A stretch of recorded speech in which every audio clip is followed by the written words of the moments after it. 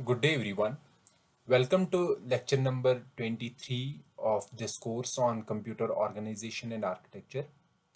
In this particular lecture, we will start the discussion about the processor pipelining, and we will see what are the various benefits of using pipelining, uh, and how we can improve the performance, or we can say how we can improve the IPC, or how we can decrease the CPI. We will also discuss the pipeline diagram. What do we understand by pipeline diagram and how we can design a pipeline diagram. In our previous lecture, we discussed that we will be having multiple cycle processors. That means the execution of an instruction is completed in multiple cycles. And we said that for these particular processors, we need to improve IPC in order to improve the performance. And IPC can be improved using a concept called pipelining. So our aim of today's lecture is to discuss this pipelining. What is this concept of pipelining? So in multiple cycle processors, what we are doing, we are dividing our processor into the stages. These are our stages.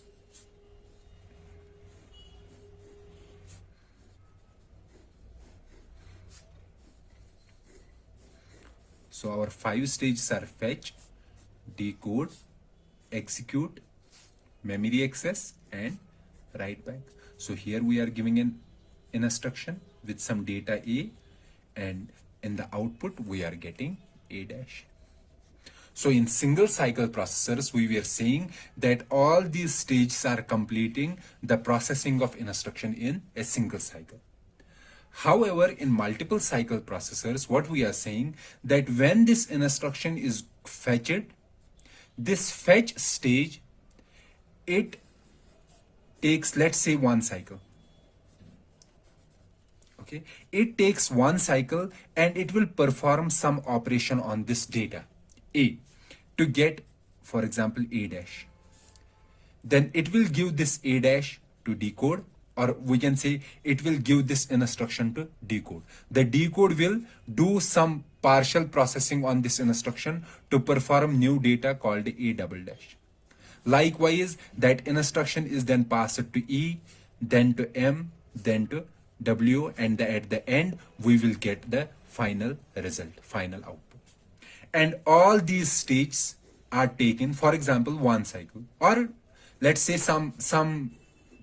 this stage is taking 2 cycles, or some are taking 1 cycle, and this is also taking 1 cycle. Okay, so our multiple cycle processor is saying that we will give the instruction, and our stages, we will divide the processor into following stages, and each stage will perform some functionality on the instruction. And each stage will take some cycles, let's say 1 cycle or 2 cycle. And at the end of, let's say, k cycles, we will have our output. How many stages are here? Here we have 5 stages.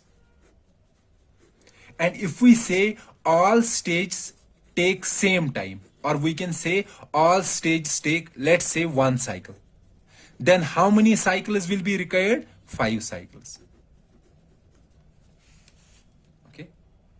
And if all stages take the same time, then the number of cycles depend upon the number of stages. How many stages are there? So here we are saying that if all these stages take 1 cycle, then we will require 5 cycles to complete the execution of this instruction. Okay, or we can say if these processors if these stages, some is taking 1 cycle, another 1 cycle, another 2 cycle, some other stage 3 cycle, total are k cycles, then after how many cycles we will complete the execution of this instruction? We will complete after k cycles. So how much time is required to complete an instruction? the time required will be equal to k cycles. Okay, one instruction.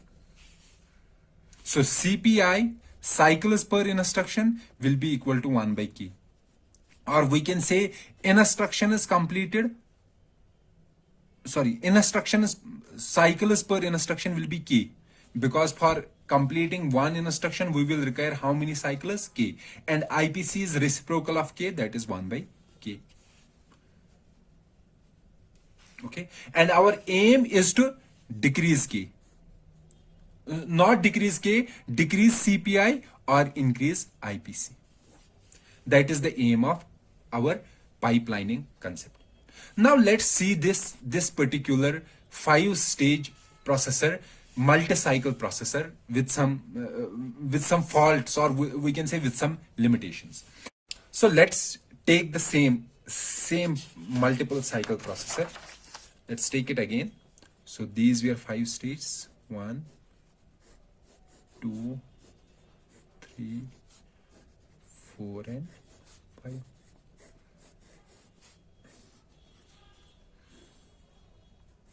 This is input, and here we are getting output. This is fetch, decode, execute, memory access, and write back. Let's say we have this processor and we want to execute 5 instructions. What are the 5 instructions? I1, I2, I3, I4, and I5. Okay, and let's take the case of uniform pipeline. Okay, or we can say balanced processor or uniform processor. Uniform here means that all stages take same time. Okay, for simplicity, let's take it. Let's say here we have 5 stages. Instead, we will say, let's say we have k stages. Here k is equal to 5. And if we said that each stage takes 1 cycle, then how many cycles will be required to complete one instruction? 5 cycles. Okay, so how the time required, or we can say the cycles required to complete this set of instructions or this program. So each instruction takes how many cycles? 5 cycles. So total how many instructions? 5. 5 into 5, 25 cycles. So 25 cycles to complete the execution of this instruction. To complete the execution of this program. And how many instructions are there? We have total 5 instructions. So 5 instructions take how many cycles? 25 cycles. So one instruction will take how many? 5 cycles. Basically 25 divided by 5. So CPI, cycles per instruction, is equal to 5, or we can say IPC is equal to 1 by 5. Okay, this is our multiple cycle processor. Now let's see it in a quite detail. For example, when instruction 1 is going, so it went to fetch, then from fetch to decode, decode to execute, execute to memory, and memory to write. Let's say this instruction is here, I1. Okay, and after execute, it will go to memory. So when instruction 1 is in execute stage, what are these stages doing? Fetch stage, decode stage, memory, and a write back. So these are idle.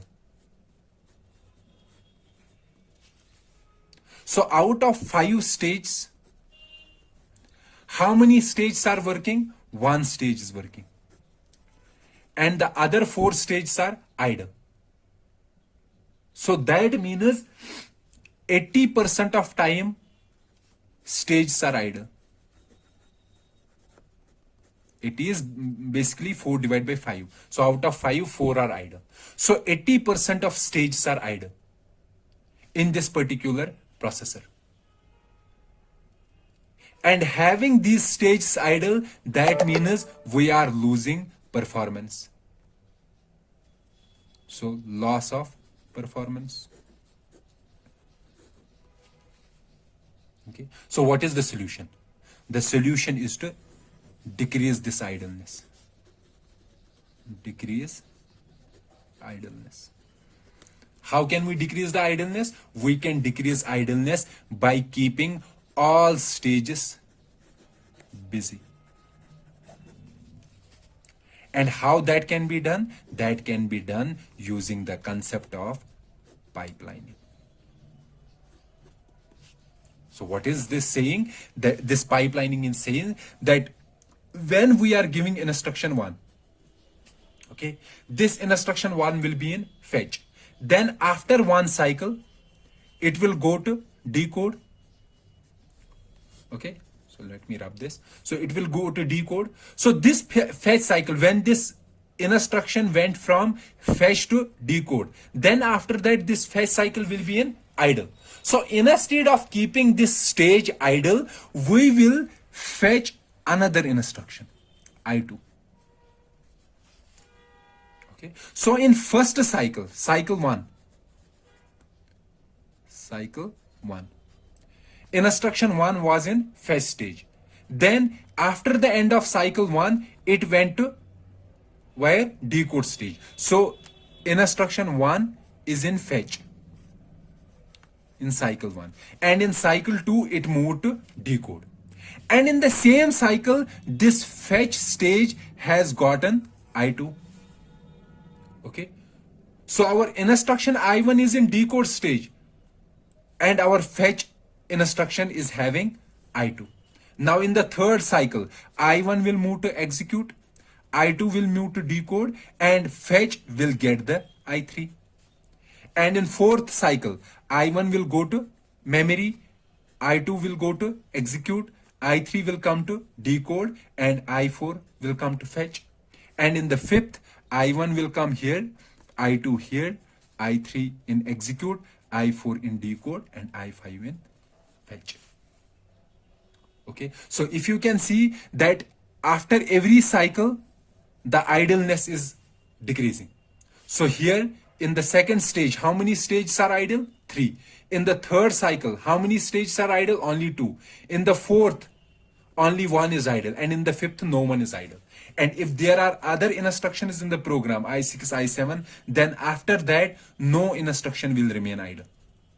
Sorry, no stage will remain idle. So in the sixth cycle, I1 will complete. Okay, and then I2 will come to write back, I3 will come to memory, I4 will come to execute. So let me rewrite it. So what I am saying, that I have these 5 stages.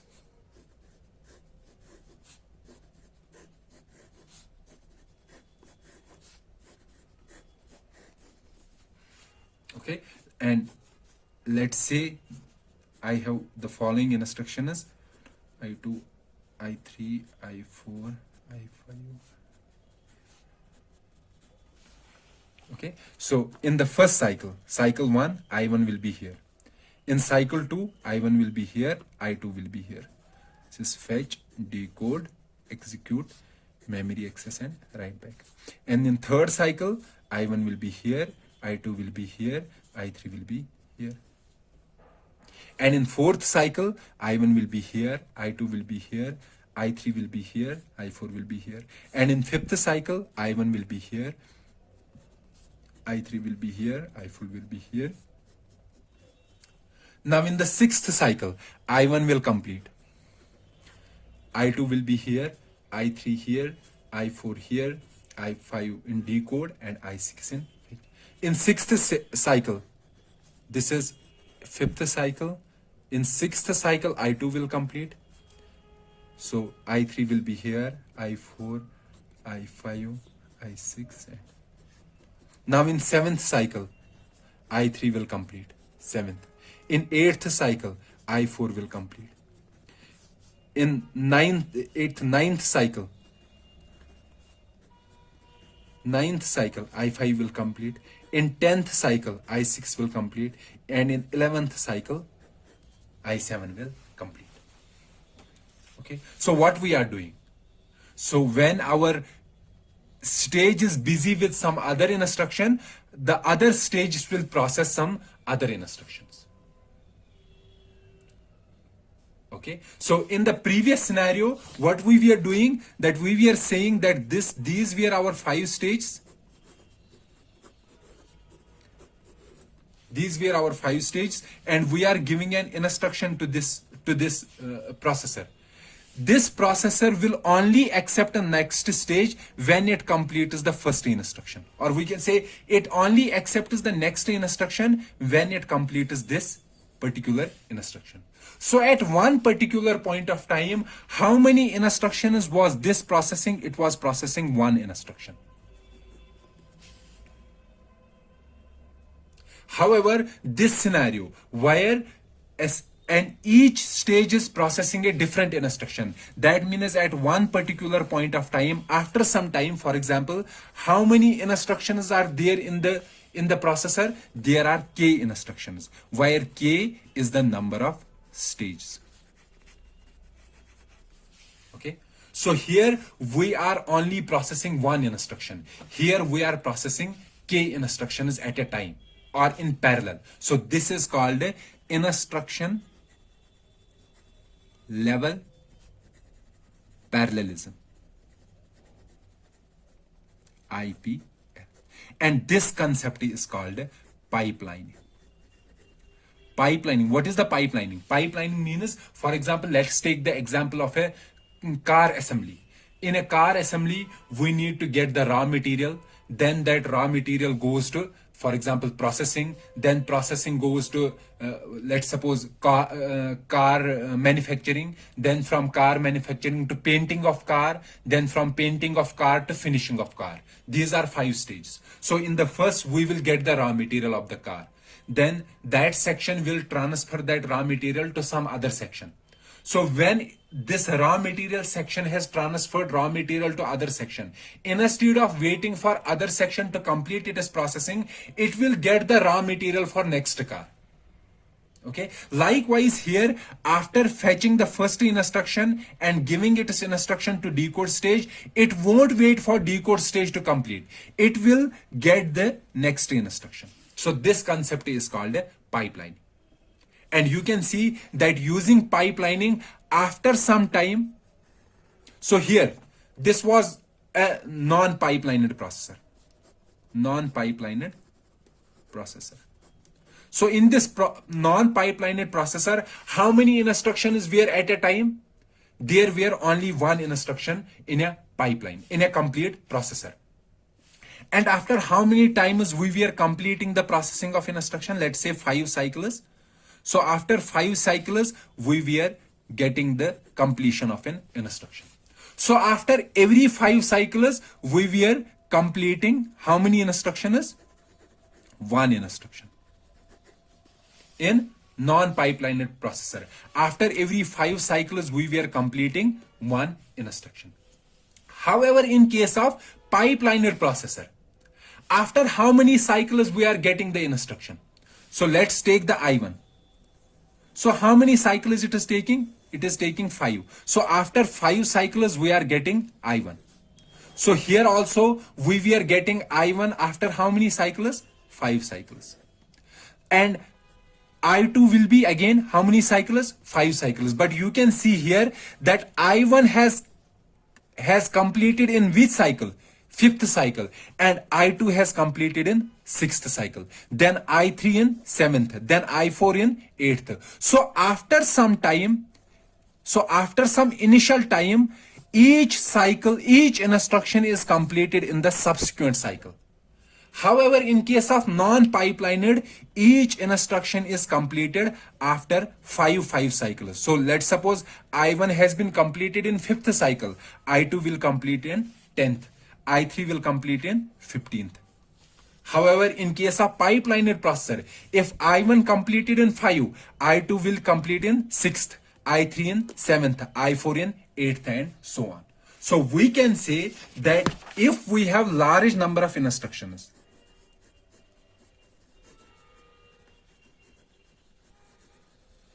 then our pipelined processor will process each instruction in one cycle.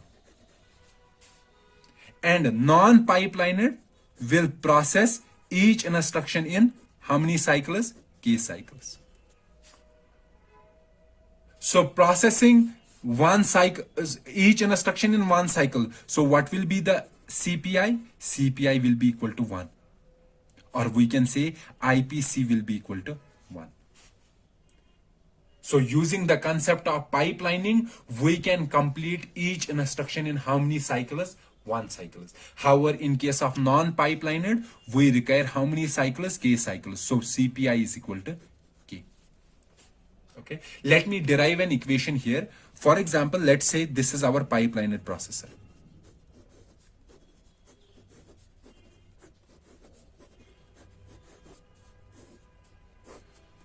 Okay. Let's say it has to process n instructions. How many instructions? N. And these are K stages.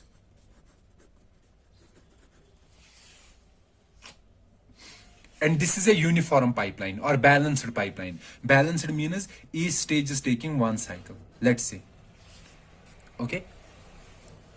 So how many cycles will be required to complete these n instructions in pipelined? So let's take the case of non-pipelined. In non-pipelined, how many cycles will be required to complete n? How many cycles? So each instruction will require how many cycles? K cycles. So total will be n into K. Now let's take a pipelined. So pipelined, in case of pipelined, for example here, let's take this example here, this one. Let's take an example. So I1, the first instruction, how many cycles we are taking? We are taking the 5 cycles, or we can say K cycles. Okay. So I1 takes K cycles, but I2 takes how many cycles? It takes only 1 cycle. In next cycle, it is getting completed. And I3 then in the next cycle. So the first instruction in pipelined processors, instruction 1, first instruction. Instruction 1 will take K cycles.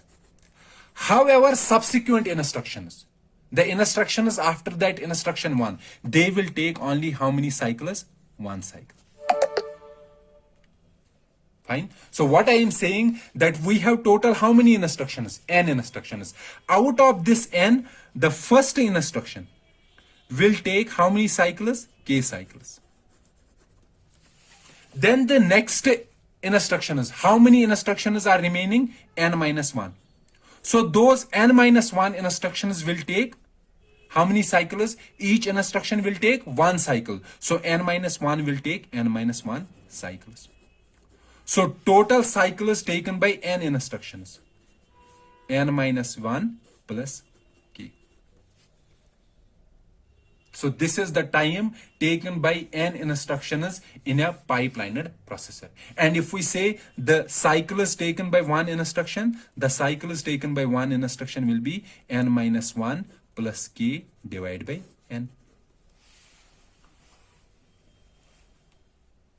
So how many instructions are, so 1 instruction is completed in these cycles, n minus 1 plus K. So n minus 1 plus K divided by n cycles to complete 1 instruction. Okay, so we can say CPI, cycles per instruction, is equal to n minus 1 plus K divided by n, or we can say IPC is equal to n divided by n minus 1 plus K. Okay, and in case of non-pipelined, CPI is equal to K, or IPC is equal to 1 by K.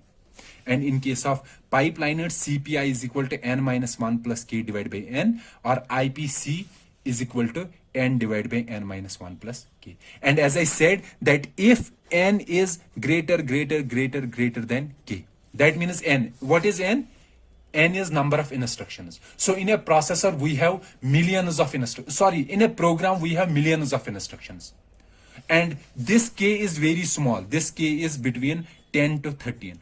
So it is the number of stages. Here, number of stages are only 5. But in real-time processors, the stage varies from 10 to 13. And this n is very large. Number of instructions in a program is very large. It is in millions. So in that particular scenario, this bottom part, So adding a small number, for example, this k, adding k 13, let's say it is 13, adding a 13 to million, does it make any difference? No.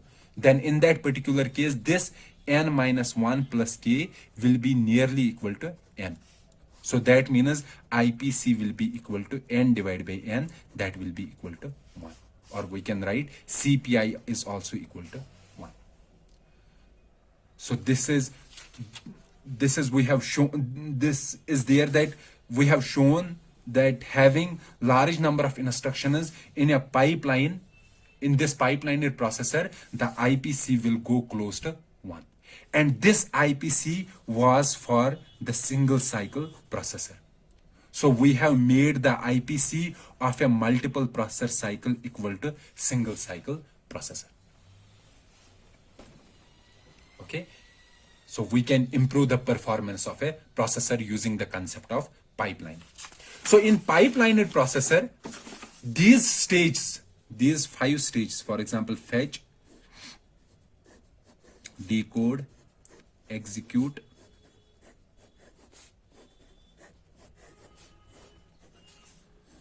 so these stages are not directly connected to each other. Basically, they have some latch in between.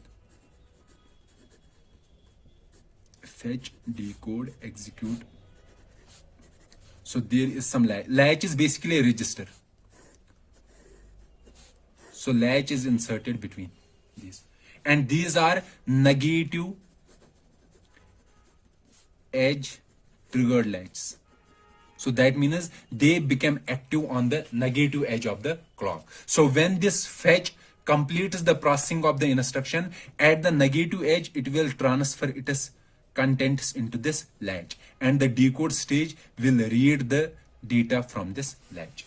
So this particular latch is called a fetch decode latch. This is called a decode execute latch, and this one is execute memory latch, and the last one is memory write back latch. Okay. So let's now take a non-pipelined processor. So for a non-pipelined processor, our total time to execute n instructions was nk. Or we can say time taken to complete one instruction was, or number of cycles required to complete one instruction was k. And in case of pipelined, number of cycles to complete one instruction was n minus 1 plus k divided by n. So cycles here. Okay, this is the CPI of non-pipelined processor. This is the CPI of pipelined processor. So the speed up is defined as number of, or we can say average CPI of non-pipelined divided by average CPI of pipelined. Okay, so average CPI of non-pipelined is equal to k, where k is number of stages, divided by average CPI of pipelined is n minus 1 plus k, divided by is n will go above. So it will be nk divided by n minus 1 plus k. Okay, so the increase in speed of pipelined processor as compared to non-pipelined is given by this fraction. This is the speed up. So now let's take an example. For example, I have 10 instructions. Okay, how many instructions? 10 instructions. And I am saying that each stage takes one cycle. Each stage takes one cycle. Fine? Is it fine? So then, if we have to find and number of stages is 5. Okay. Then what is the speed up? The speed up will be equal to, so instructions are 10 into k is 5 divided by n minus 1, n is 10 minus 1 plus 5, that will be 10 into 5 is 50 divided by 9 plus 5, 14, this is 50 divided by 14. So this will be the speed up. Okay, and we can say that if this n is greater than k, then speed up will be equal to nk divided by n minus 1 plus k. So this will be n equal to k. So that means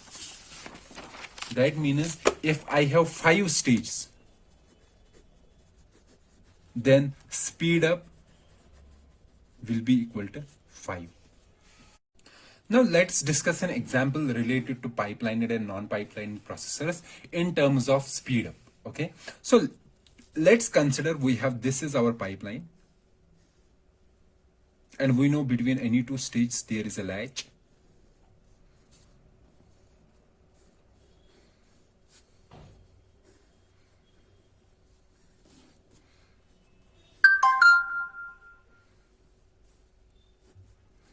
So I'm making a pipeline here.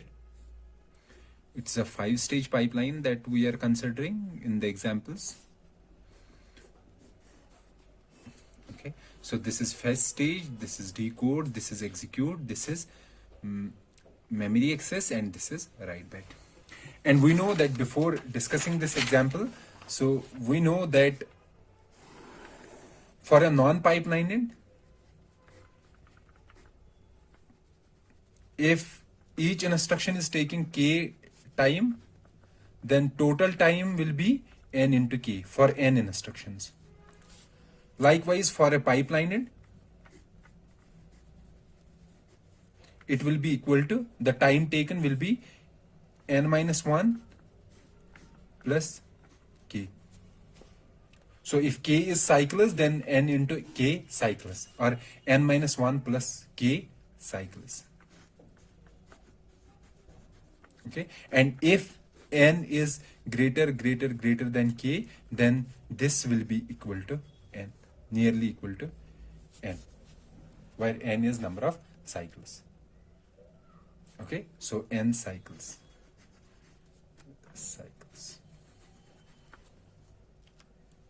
Okay, so let's make an example here. Let's say this fetch is taking 1 nanosecond. Now we are discussing in terms of time, 1 nanosecond, and each latch takes 1 nanosecond.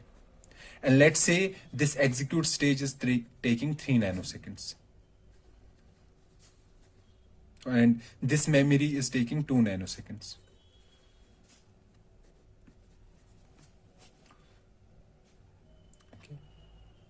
So in case of uniform, let's first take a uniform. Let's say this also takes 1 nanosecond and this also takes 1 nanosecond. We can easily convert this in this particular form. So we will make a simplified. So whenever we are converting it into a simplified version, we will combine this latch with the previous stage. Okay, so instead of showing a latch, we will show fetch, and fetch will take 2 nanoseconds. Basically, it is a fetch stage and a latch. Then we have decode. Decode, we will combine this one with this one. So it will be decode. It will take 2 nanoseconds. And this will be execute. So if we are considering 1 nanosecond, so it will also take 2 nanoseconds. And memory will also take 2 nanoseconds. So considering 1 nanosecond, and our last will be 1 nanosecond, so we will also make it 2 nanoseconds. Basically, there is no lag. However, whenever we are making a pipeline, a simplified pipeline, we will make all the stages uniform, because the maximum time of all the stages, or we can say we have to make every stage equal to the maximum time, and maximum time is 2 nanoseconds. And this is our instruction. So in this particular particular pipeline, so this is pipeliner simplified. So I have not included latches. Let's find out the time taken by non-pipeliner. If there are n instructions. How many instructions? N instructions. Okay. So in case of n instructions, time taken by n will be n into time taken by 1 is equal to, what is the time taken by one instruction? So in non-pipelined, we have to add all the time. So it is 1, 1, 1, 1, 2, 3, 4, 5, 6, 7. This 3 we are not considering. 1, 2, 3, 4, 5, 6, 7, 8 and 9 into 9 nanoseconds. So total time will be 9n nanoseconds. Okay. Now in case of a pipeline, what will be the total time? Pipeline will be equal to n into, so what was in pipeline, what was the number of cycles? Pipeline in the n into cycles in one stage. So in one stage we were saying that total cycles will be 1. Each stage takes 1 cycle. However, if each stage takes 2 cycles, then it will be n into 2. Okay, so it will be n into time taken in one stage. What is time taken in one stage? Since we have made it uniform, so time taken will be the maximum of these. And what is the maximum? Maximum is 2, so we will keep it 2 nanoseconds. So the time will be 2n nanoseconds. So what is the speed up? Speed up will be equal to time taken or cycles. So you can write either in terms of cycles or in time. So since the question is in time, so we will write in terms of time. Time taken by non-pipeline, time taken by non-pipeliner, what is that? 9n nanoseconds. And time taken by pipeline, that is 2n nanoseconds. So it will be n and n cancel. 9 by 2, that will be 4.5 will be the speed. Okay, let's take the same question, but instead of having 1 nanosecond, let's say here we have 3 nanoseconds, here we have 2 nanoseconds. Then let's see what will be the simplified this pipeline. Simplified will be 2, these 2 nanoseconds, this will be 3 and 1, this will be 4 nanoseconds, this will be 2 and 1, this will be 3 nanoseconds, and this we will keep 1 nanosecond. Then in that case, see, non-pipelined, what will be the non-pipelined? Non-pipelined will be n into time taken by 1. What will be the time taken by 1? 1, 2, 3, 4, 5, 6, 7, 8, 9, 10, 11, 12. 12 nanoseconds. And time taken by pipeline will be n into one stage.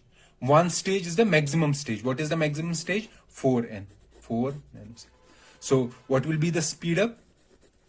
Speed up will be equal to 12n nanoseconds. So this is non-pipelined divided by pipelined. What is pipelined? 4n nanoseconds.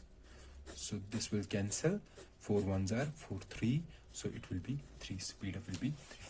Now here we are considering when n is not given.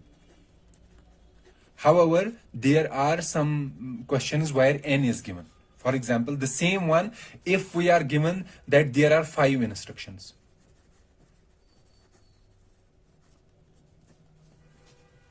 Okay, so total we have how many instructions? 5 instructions. Then we will first compute for the pipeline, for the non-pipeline. Then we will compute for a pipeline one.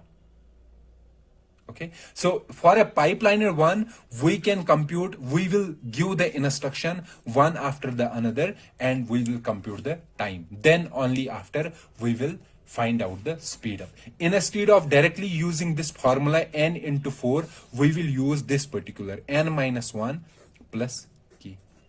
N minus 1 into one stage, basically, into k, where k is the total time.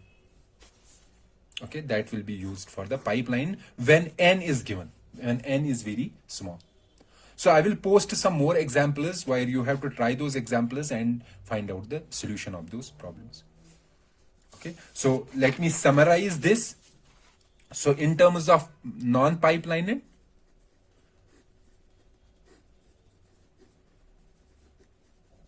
so we can say total cycles taken, that will be equal to n into k, where n is number of instructions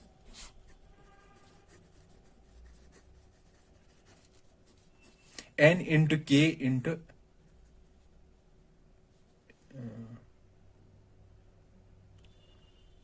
sorry, n into k we will keep, and k is number of cycles by each instruction.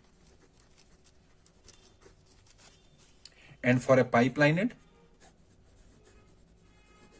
the total time or total cycles will be n minus 1 plus k, or it will be equal to n if n is greater than k. Okay, and speed up. So this is basically CPI non-pipeline, and this is CPI pipeline. Okay, and speed up will be equal to CPI non-pipeline divided by CPI pipeline. Okay, and we know idle CPI is equal to 1. Idle means the best CPI, and the best CPI is possible in case of pipelined processors. So CPI will be equal to 1 in case of a single cycle processor. But since we are not considering single cycle processors, so let's neglect this one. So in case of multiple cycle, CPI is equal to 1 when we have a pipelined processor.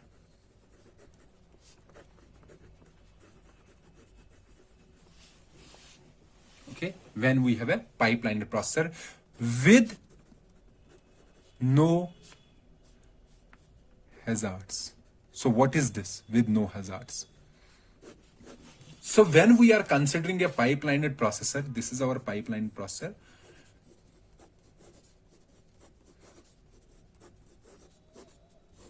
Okay, here we are sending an instruction. So in instruction, let's suppose it reached here, the second is here, the third is here. Okay, and the instruction is going on. This is a uniform pipeline. So CPI is equal to 1 if there is no dependence between the instructions. If one instruction is not dependent on the other. For example, if I2 is dependent on I1, then it has to wait for the results to be generated by I1. So there will be some dependence between the instructions, and in that case, CPI will be increased because there will be some extra delay. And these delays, these dependencies are called hazards. And we have to discuss the various pipeline hazards. So hazards decrease the IPC, or we can say they increase the CPI. So let me summarize what we have discussed so far, and then we will discuss about the pipeline diagram. Okay, and in pipelining we said that the total time to or total number of cycles to complete n instructions will be n minus 1 plus k. This will be the time, but this time is in case of an idle pipeline.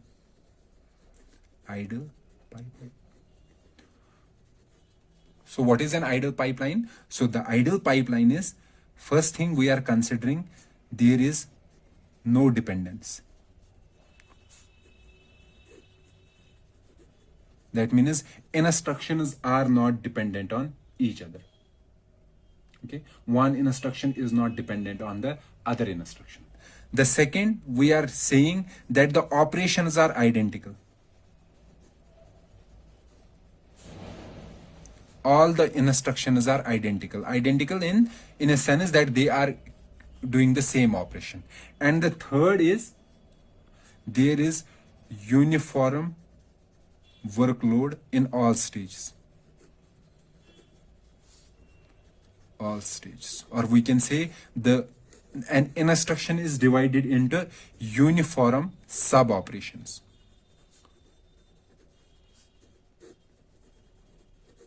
Or in other words, we can say that each stage is taking same time. So all the stages are taking same time. So then it is called an idle pipeline. However, idle pipelines don't exist.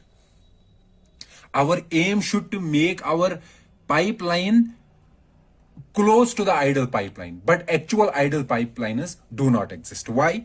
Because first thing, there is always some dependence, and I will explain how there is dependence between the instructions. We will explain this particular part. The second, all instructions are not performing similar operation. And the third, there is no uniform partitioning of sub operations, or we can say all these stages are not taking same amount of time. For example, fetch may take one cycle, or decode may also take one cycle, but execute, let's suppose in case of an add instruction it can take one cycle, but in case of a for example multiple instruction it will take, let's say, 3 cycles. So this type of pipeline is a non-uniform pipeline. Non-uniform means that all the stages are not taking same amount of time. So the formulas or the expressions that we were discussing up to lecture number 7, they were relevant in case of an idle pipeline, where all the stages are taking same amount of time. Or we can say the time in those particular, in an idle pipeline will be equal to n minus 1 plus k. And for an idle pipeline, our CPI will be equal to 1. Or we can say IPC equal to 1. However, since there is no dependence or operations are not identical, or we can say there is not uniform sub operations, partitioning into sub operations, the CPI will be higher than 1 and IPC will be lower than 1. So idle case, IPC is equal to 1. When there is no dependence between the instructions and the operations are identical and all the stages are taking uniform time. So we can say that in case of a uniform pipeline with no dependence,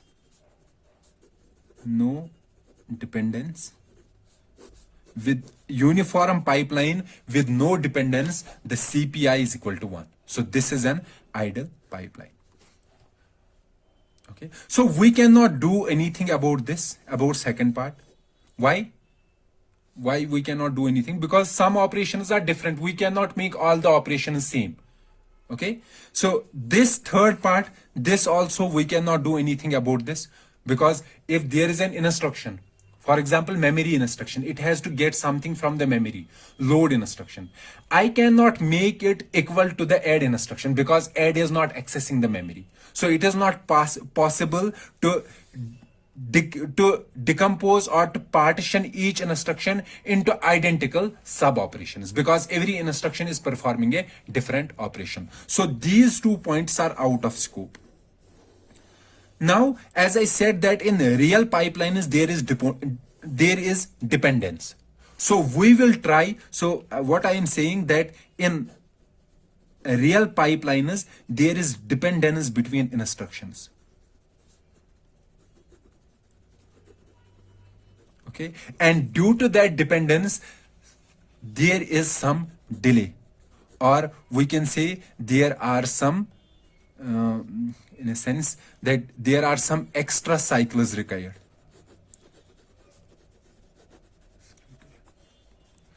Okay, and our aim should be to remove this dependence.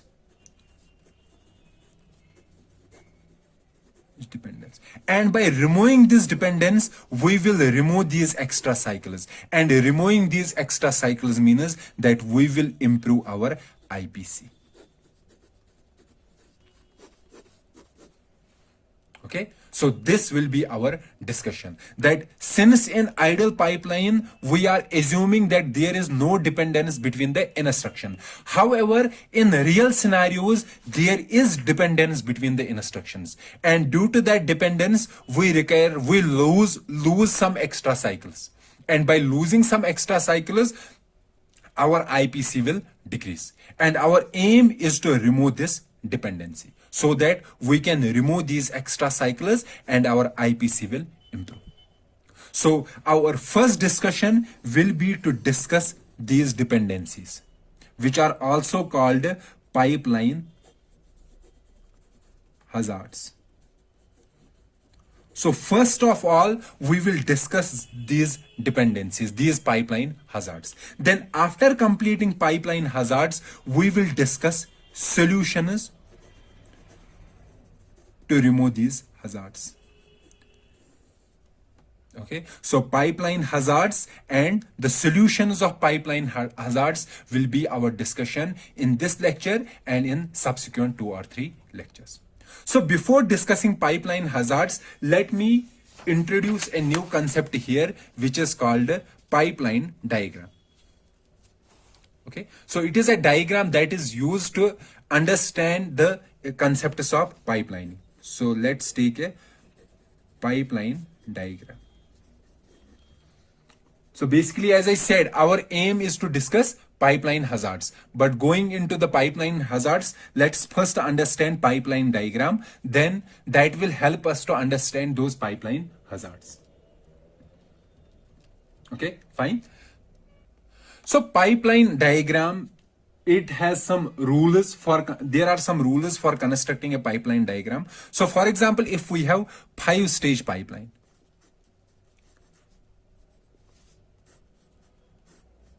okay, and what are the 5-stage pipeline? Fetch, decode, execute, memory access, and write back. Okay, so what we will do when we are making a pipeline diagram, we will create 5 rows. So each row will determine each stage. So first row will be instruction fetch, then instruction decode, then this is also called operand fetch, instruction decode, execute, memory write, memory access, and register write back. These are 5 rows.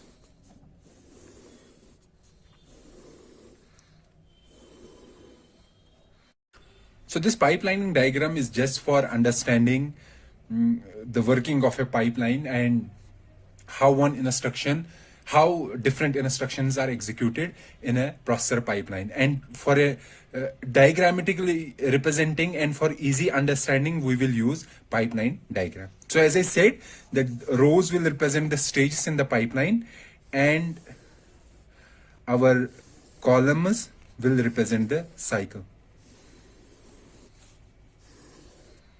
Okay, it is cycle 1, cycle 2, 3, 4, 5, 6, 7, 8, 9, and so on.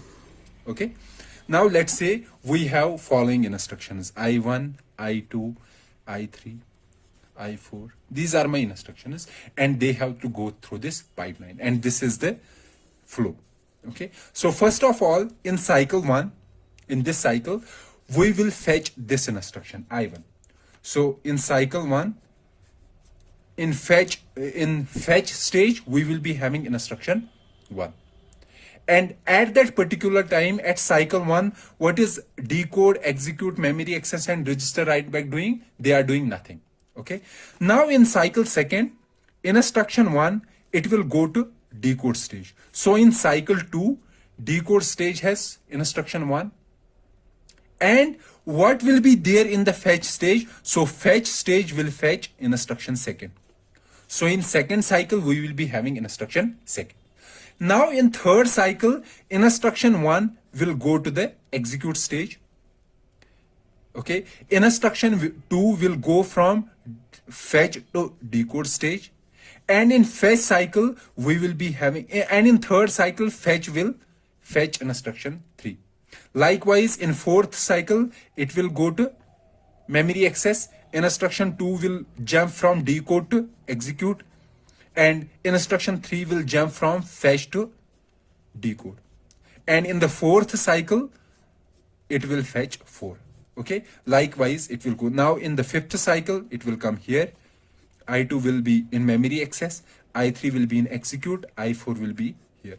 And if there is I5, it will be here. And in the sixth cycle, this will come out. Okay, in cycle 6, I2 will be here. Or we can say at the end of cycle 5, instruction 1 will complete. I2 will be here, I3 here, I4 here, and so on.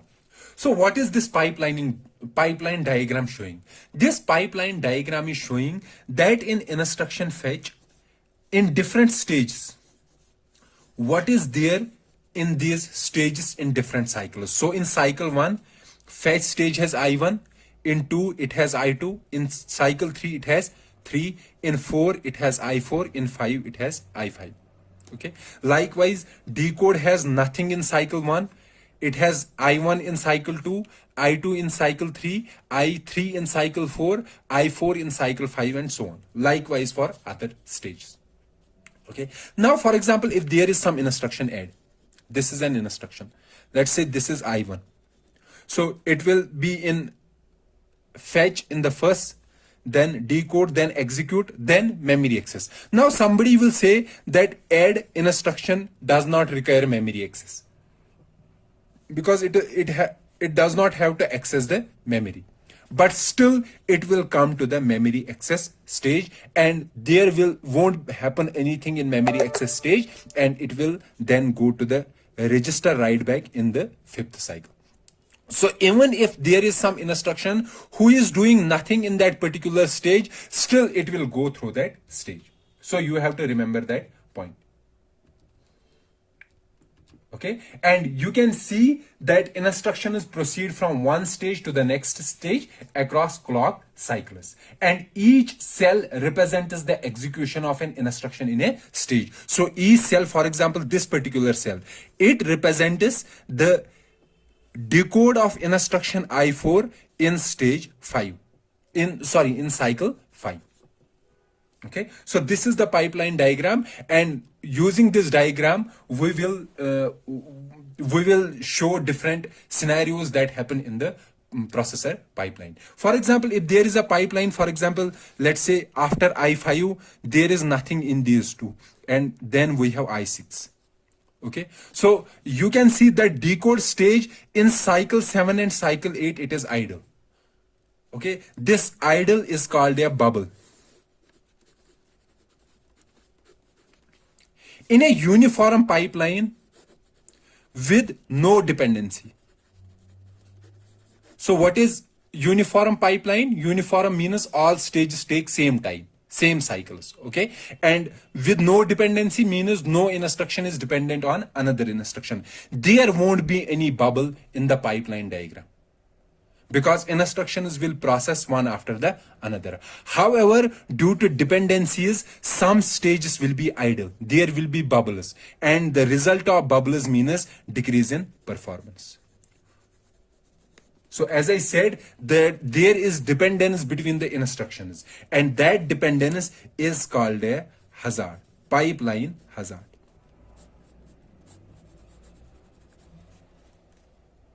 Okay, so in an idle pipeline, we are saying that there are no dependencies. However, in actual pipelines, there are hazards, or we also call it dependencies.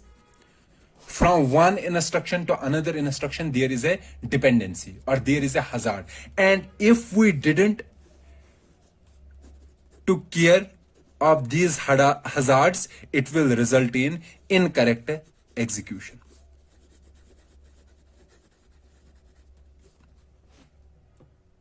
Okay, so we have to address these hazards. First of all, we have to understand these hazards, and after understanding, we will discuss how to remove these hazards, or how to provide solutions to handle these hazards. Okay, so in the next lecture, we will discuss the pipeline hazards. What are the different types of pipeline hazards? And in the subsequent lectures, we will discuss how we can solve these, or how we can provide solution to these hazards. So let's meet in the next lecture. Till then, goodbye.